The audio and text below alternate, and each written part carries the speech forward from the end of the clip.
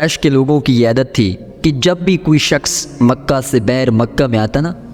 تو قریش کے بڑے بڑے لوگ سردار اس کے پاس چلے جاتے اور اس کو کہتے کہ اے فلاں شخص یہاں پر معاذ اللہ محمد کے جادوں سے بچ کر رہنا، محمد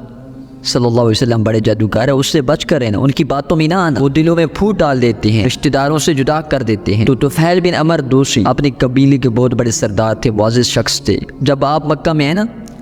تو قریش کے سردار آپ کے پاس چلے گئے، آپ کو کہنے لگے کہ اے طفیل بن عمر دوسی، آپ تو اپنے قبیلے کے معزز شخص ہیں، سردار ہیں، تو ہماری ایک بات کان کھول کے سن لو کہ ہماری اس قبیلے میں قریش میں ایک شخص ہے، اس کا نام محمد ہے، وہ بڑا جادوگر ہے، وہ لوگوں کے دلوں میں پھوٹ ڈال دیتا ہے، ایک دوسرے سے جدا کر دیتا ہے، رشتہ داریاں ختم کرا دیتا ہے، اس کی باتوں میں کبھی نہ آنا۔ جیسے ابو لہب کی عادت تھی نا کہ میرے آقا علیہ السلام جہاں پر جاتے نا سفر کرنے کے لیے، تو ابو لہب آگے دوڑتے ہوئے آگے آگے جاتا، جو بھی راستے میں ملتا تو اس کو کہتے کہ اے فلاں اے لوگوں محمد کی باتوں سے بچ کر رہنا، باپ دادا کی دین سے ہاتھ دھو بیٹھو گے۔ تو طفیل بن عمر دوسی کو بھی اسی طرح انہوں نے پریشرائز کیا، اس پر پریشر ڈالا کہ کبھی بھی تم محمد کی باتیں نہ سننا، ان کے پاس کبھی نہ بیٹھنا۔ حضرت طفیل بن عمر دوسی فرماتے ہیں کہ انہوں نے مجھ کو اتنی سختی سے یہ کہا کہ میں نے اپنے کانوں میں کپڑا ٹھونس دیا، ہمیں کانوں میں کپڑا ڈال دیا ان کی باتیں سنتے سنتے۔ تو بہرحال صبح میں اٹھا، مسجد حرام میں گیا، وہاں پر دیکھا کہ محمد صلی اللہ علیہ وسلم تلاوت کر رہے ہیں، کچھ پڑھ رہے ہیں، نماز کر رہے ہیں کسی چیز کی۔ تو میں نے دل میں سوچا کہ ان کی باتیں سن لینے سے کیا ہو جائے گا، ان کی باتیں تو سنیں کہ تاکہ حق اور باطل کے درمیان فرق تو کر سکوں کہ حق کیا ہے باطل کیا ہے۔ اللہ تعالیٰ نے آپ کے دل کو بدلنا تھا، آپ کی قسمت کو اللہ نے بدلنا تھا۔ تو بہرحال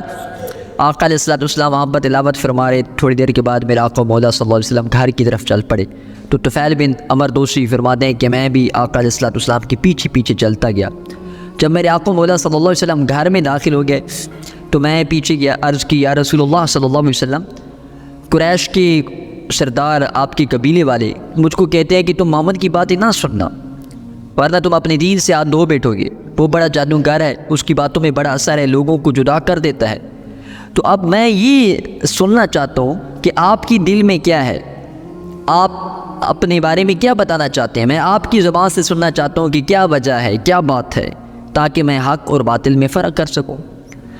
جو تم پڑھ رہے تھے میں وہ سننا چاہتا ہوں۔ اللہ اکبر۔ تو آقا علیہ السلام نے تلاوت شروع کر دی۔ اجی اللہ تعالیٰ نے طفیل بن عمر دوسی کی دل کو بدلنا تھا،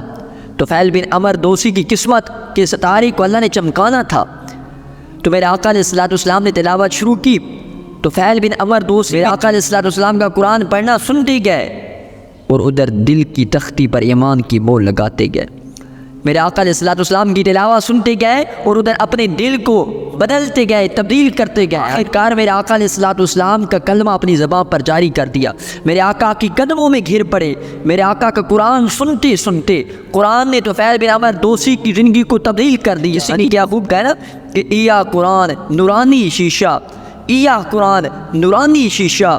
حق دا راہ وکھاوے، جو پڑھ اس نو عمل کماوے، او سدھے جنت جاوے۔ آقا علیہ السلام کی باتیں سنی، آقا علیہ السلام نے یہ بات کو سنا اور آخرکار اپنے دل کی تختی کو تبدیل کر دیا، اپنے دل کے بازار کو بدل دیا۔ تو کسی شاعر نے کیا خوب کہا نا کہ اس میں احمد کا وظیفہ ہے ہر ایک غم کی دعا، اس میں احمد کا وظیفہ ہے ہر ایک غم کی دعا، لاکھ خطرے ہوں اسی نام سے ٹل جاتی ہیں۔ اس میں احمد کا وظیفہ ہے ہر ایک غم کی دوا، لاکھ خطرے ہوں اسی نام سے ٹل جاتی ہیں۔ اپنی آغوش میں لے لیتا ہے جب ان کا کرم، اپنی آغوش میں لے لیتا ہے جب ان کا کرم، زندگی کے سبھی انداز بدل جاتے ہیں، زندگی کے سبھی انداز بدل جاتے ہیں۔